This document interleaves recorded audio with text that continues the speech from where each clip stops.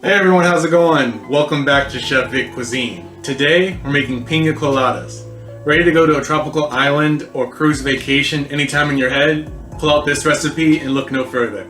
This Pina Colada is a yummy, creamy smoothie that'll have you craving for more. So, let's get started.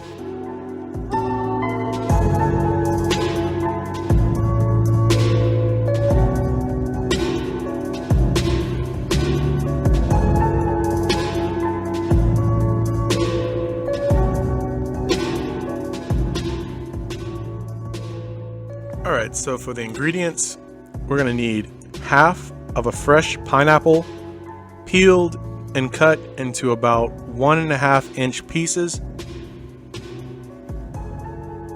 Then we're going to need 10 ounces worth of sweetened cream of coconut, and my favorite to use is Coco Lopez. Then we're going to need 2 ounces worth of unsweetened coconut milk, 6 ounces of white rum, 1 to 2 ounces of Malibu original rum with coconut liqueur, 2 tablespoons of lime juice or the juice of half to 1 whole lime, 3 cups of ice, and optionally 2 ounces of dark rum. And for garnishment, we're going to use maraschino cherries and pineapple wedges.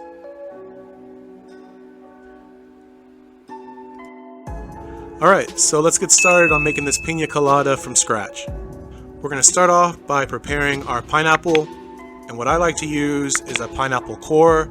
It really gets the job done quick by extracting that fruit while also removing the outer peel and the core, which we don't want. And if you eat or cook with a lot of pineapple, I definitely recommend this tool. This isn't sponsored, but it makes chopping up a pineapple really easy.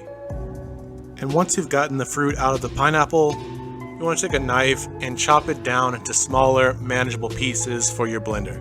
Then you want to transfer your pineapple pieces into a large Ziploc bag, laying them flat. And you want to freeze these until they're solid, which should take about at least 3 hours. And alternatively, if you have a favorite brand of frozen pineapple, you can use that as a substitute as well. But for a premium tasting piña colada, I recommend using fresh pineapple.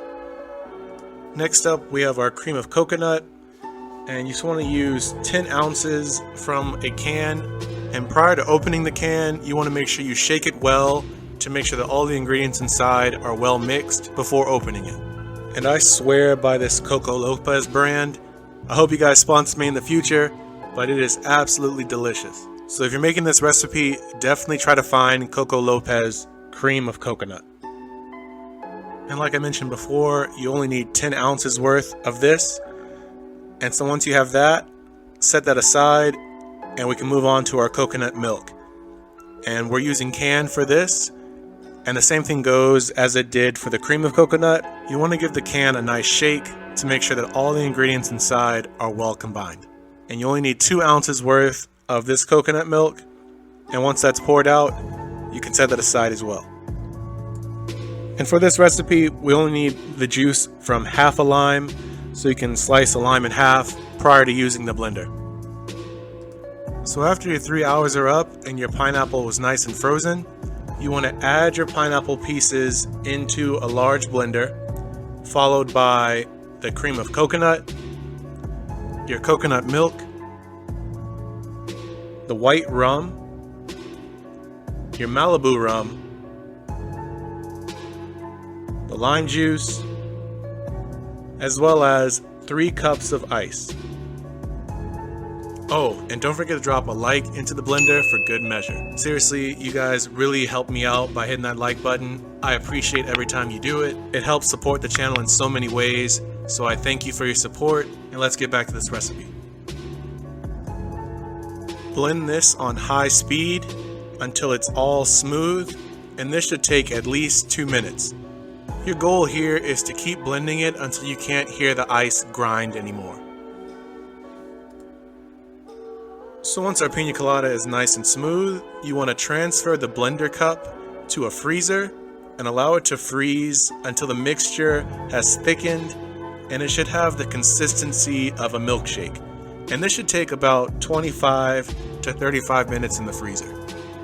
And while that's freezing, I like to prepare my garnishment at this point, namely the pineapple wedges.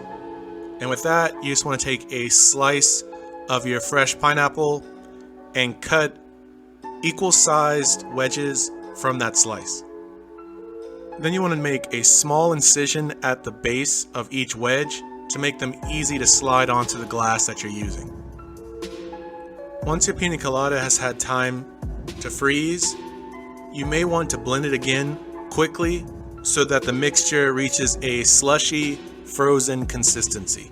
But once the consistency is how you like it, you can divide your pina colada amongst the glasses. And this recipe makes enough for about 2 to 3 servings of pina colada. And now what I like to do as a final touch is to top off each glass with about half an ounce of dark rum. And if you pour the rum on the back side of a spoon hovering over your drink, it allows the rum to float on the top surface of the pina colada. And my traditional way of garnishing this is to add on a couple slices of pineapple wedges as well as a couple of maraschino cherries. But I'm also going to show you another cool way of garnishing the drink in the results section. But with that, the pina coladas are ready to serve and enjoy. And just like that, you've made pina colada from scratch right at home. Like I mentioned earlier, if you're in a crunch for time, you can always use already frozen pineapple instead of freezing the pineapple in advance. That way you can make a pina colada whenever your heart desires it. And if you're making it for a larger group, you just want to double or triple all the ingredients accordingly. And another cool way to garnish this drink is to use the leaves from a fresh pineapple inside the pina colada, as well as adding a lime wedge to the glass too. As always, this recipe and many more can be found in my cookbook, Chef Vic Cuisine Volume 2, Elevating Your Inner Chef. And that's available on Amazon, and I'll be sure to leave a link to that in my description box. And feel free to click the pop-up on the screen for more information on that as well. Thank you all so much for watching. I truly do appreciate it. I hope you guys enjoyed this recipe, and if you did, make sure to smash that like button for me. It really helps the channel out. And if you haven't done so already, hit that subscribe button to see more videos like this one. And don't forget to click that bell icon to be notified when my next video drops.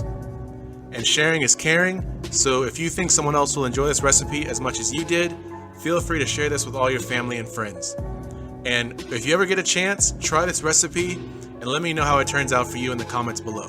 And stay tuned for next week where we continue this Caribbean trend with one of my favorite street foods that I discovered in Jamaica on one of my trips, Jamaican peanut cakes. They are so delicious and a lot easier to make than you think. Well, thanks again for watching. I truly appreciate it.